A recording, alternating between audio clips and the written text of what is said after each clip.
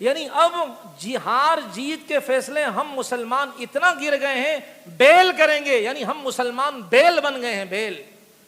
ہار جیت کے فیصلے بیل کریں گے. مقدر کا پتہ کون بتائے گا؟ تقدیر کون بتائے گا؟ آئندہ آنے والے معاملات کون بتائے گا؟ کبھی بندر سے لگوا رہے ہیں، کبھی طوطے سے لگوا رہے ہیں، کبھی کھوتے سے لگوا رہے ہیں، کبھی بیل سے لگوا رہے ہیں. یہ مسلمانوں کا حال ہے. جب چھوڑ دیا نا قرآن سے تعلق چھوڑ دیا نا، اللہ نے اتنا گرایا، اتنا گرایا، اتنا گرے کہ اب ہم کیا ہے، بیلوں کے قدموں میں آ گر گئے کہ جی ہماری تقدیر بتا دو، ہماری پاکستانی ٹیم کا کیا حال ہوگا. تو خیر وہ قاری حنیف صاحب رحمۃ اللہ علیہ کی بات عرض کر رہا تھا، وہ ہتھیلی پر یاد آ گئی بات. قاری حنیف صاحب رحمۃ اللہ علیہ نابینا تھے، تو وہ ان کو کسی نے کہا جی یہ ہتھیلی دیکھتے، انہوں نے کہا چلو آج ٹرائی کرتا ہوں ویسے ہی نا کہ یہ میرے ساتھ کرتا کیا ہے. کہا جی دیکھو ذرا. اس نے دیکھا نا، اور پھر قاری صاحب کو دیکھا کہ یار یہ تو نابینا ہے، اب اس کو میں کیا بچوں کی خوشخبری سناؤں. آنکھوں والا ہوتا تو اس کو میں کہتا بھائی تمہارے 6 بچے ہوں گے، تو وہ ذرا چوڑا ہوتا تو مجھے کہہ دیتا یہ تو نابینا، یہ تو کچھ. تو اس لیے کہا بھائی قاری صاحب اندھیرا ہی ہے، تمہاری تو اولاد نہیں. کہا تمہارے وہ 6 بچے تمہارے باپ کے ہیں جو میرے گھر میں کھیل رہے ہیں کھوتیا. تو یہ حال ہے بھائی. تو اس لیے پوری بات بتانا گھر میں جا کر کہ بھائی یہ میں نے ہتھیلی دیکھنی ہے، اور ہتھیلی اس لیے دیکھنی کہ آج میں نے درس سنا ہے آج ہم نے. اور درس میں کیا ہے یہ بات، یہ حدیث، اور وہ میں کتاب کا حوالہ چاہیے وہ بھی دے دوں گا آپ کو انشاءاللہ تعالی.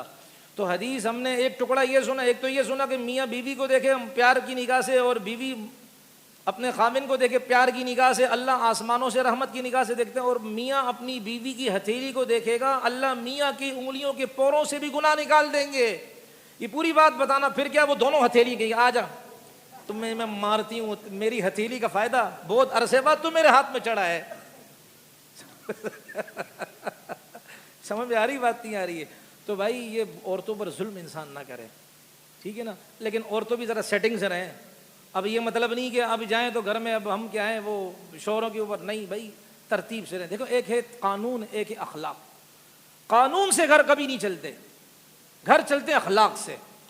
قانون پر اگر آ گئے نا تو نہ بیوی کی آگے اس کی گاڑی چلے گی نہ خامین کی چلے گی. قانون تو قانون ہوتا ہے، اخلاقیات بھی کچھ چیز. اخلاق سے پھر انسان قانون کو بھی کیا کرتا ہے، میٹھے انداز سے. ہمارے ایک حضرت جی فرماتے ہیں، کراچی شورا کے ہیں، فرماتے ہیں یار موٹر وے پولیس والے جو ہیں نا وہ اتنے اچھے اخلاق سے بات کرتے ہیں، ایجوکیٹڈ ہیں.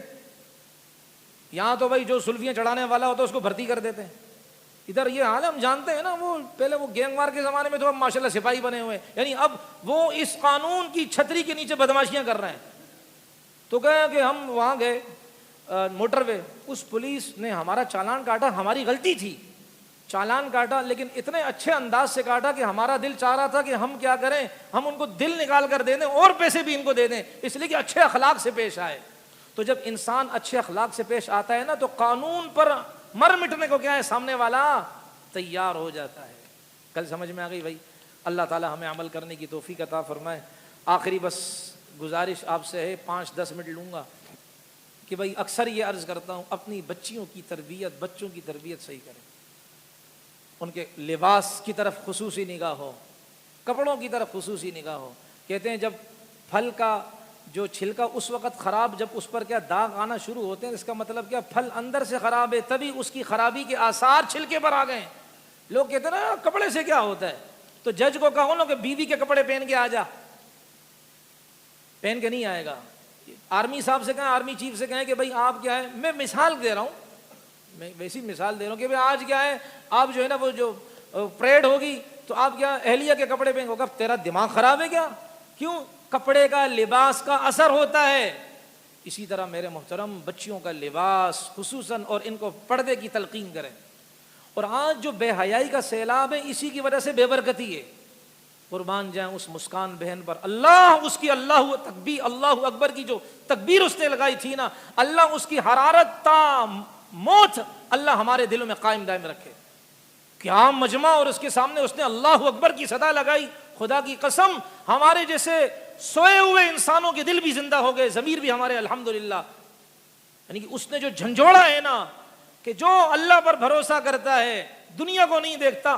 اللہ پر بھروسہ کریں, چاہے نہتا ہو, خدا کی قسم اللہ مدد کر دیں. اب جاپان والے وہاں کے جو بزنس مین ہیں, ان کا جو باقاعدہ ایک پوری اتنی تنظیم ہے, اس نے آفر کی ہے میری بہن آ جا ہمارے پاس, ہم ساری مراعات فیسلٹیز دیتے ہیں, آپ ہمارے پاس پڑھیں. دنیا بھر سے لوگ, بڑے بڑے علماء ان کو مبارکبادیاں دے رہے ہیں.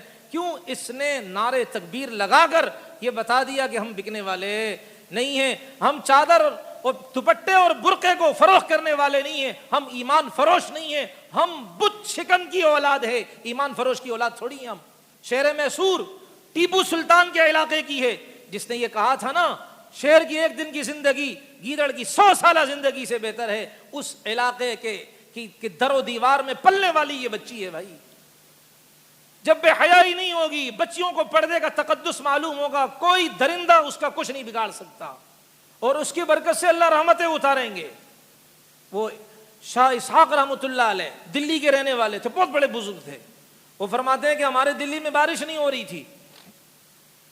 اب لوگ جمع ہوئے, کیا کرے, علماء سے کہا چلو بھائی استسقاء کے لیے جاتے ہیں. استسقاء کا مطلب اللہ سے بارش طلب کرنا. سارے کا سارا مجمع پھر نکلتا ہے کہاں؟ خالی جگہ میں نکلتا ہے. بچوں کو بھی لے کر آتے ہیں اور اسی طرح مویشیوں کو بھی لے کر آتے ہیں. اللہ کے سامنے دھاڑے مار مار کر رونا ہوتا ہے تاکہ اللہ تعالیٰ کرم فرما کر بارش کا نظام چلائیں. لوگ روئے, دھاڑے مار مار کر روئے, سسکیاں لیتے رہے, دھاڑیاں بھیگ گئیں, لیکن بارش نہیں ہو رہی. ایک نوجوان سواری پر کسی پردہ نشین کو بٹھا کر وہاں سے گزر رہا تھا. اس نوجوان نے پوچھا کہ معاملہ کیا ہے؟ سواری کو تھوڑا دور کھڑا کیا, قریب آیا, معاملہ کیا ہے؟ کہا بارش نہیں ہو رہی. کہا ٹھیک ہے بس میں ابھی آتا ہوں. گیا اور وہ پردہ نشین جو خاتون تھی اس کے پلو کو پکڑ کر دعائیں کی, تھوڑی دیر میں بارش شروع ہو گئی. اب یہ واپس آیا.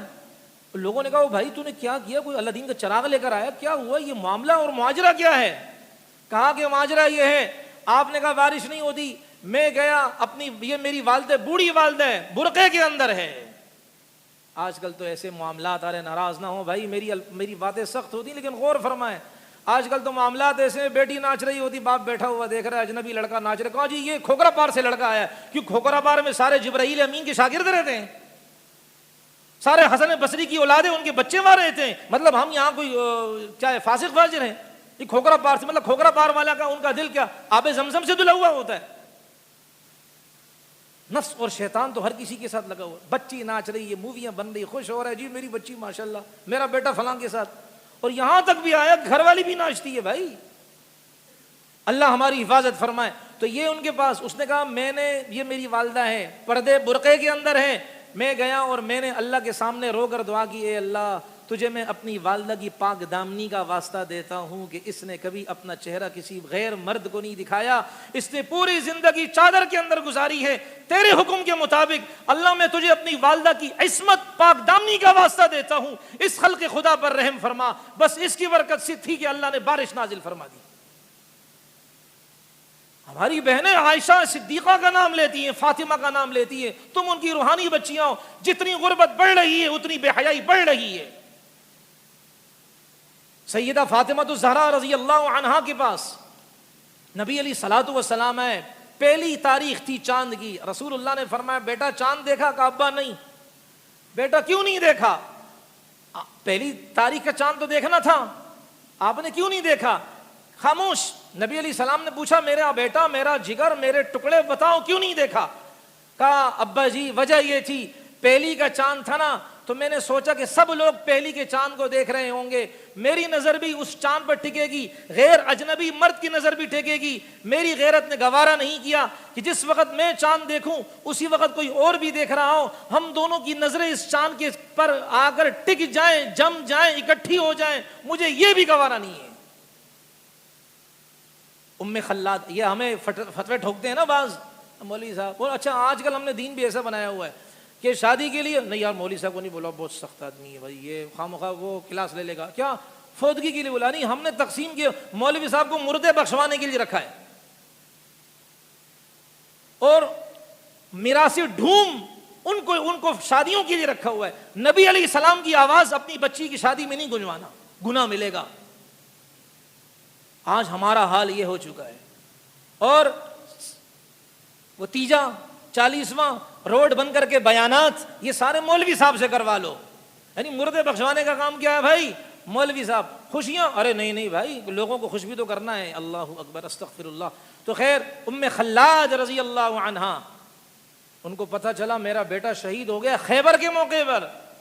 آئیں نبی علیہ الصلوۃ والسلام کے پاس پوچھنے کے لیے، کنفرم کرنے کے لیے. اللہ کے رسول کنفرم بات بتائیے، میرا بیٹا کیا ہوا اس کا؟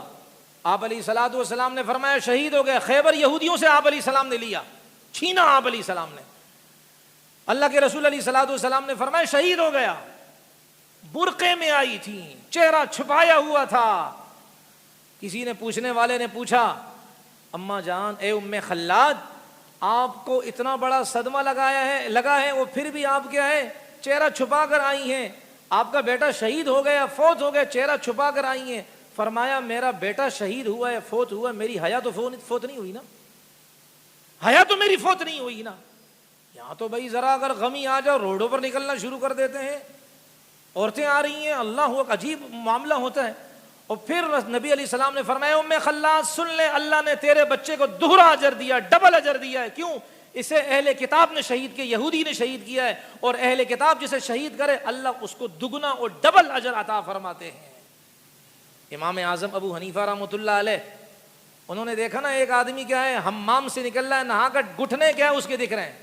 یہ مسئلہ بھی سن لیں، مرد کا سطر ناف سے لے کر گھٹنے تک ہے، گھٹنا سطر میں شامل ہے.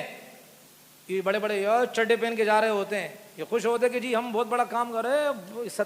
اور بعض لوگ کے مولوی صاحب یہ دیکھو یہ دانا نکلا وہ پورا یہاں تک دکھا دیتے ہیں. او بھائی اس کی کیا ضرورت ہے دکھانے کی، یار گھٹنا نظر آ رہا ہے نا، بس ٹھیک ہے. کہتے نہیں وہ دانا بھی دکھا رہے تھے. بھائی مولوی صاحب کچھ جرا تھوڑی ہے یار، کچھ سول اسپتال میں کچھ نرسنگ کورس تھوڑی کیا وہ بھائی میں نے.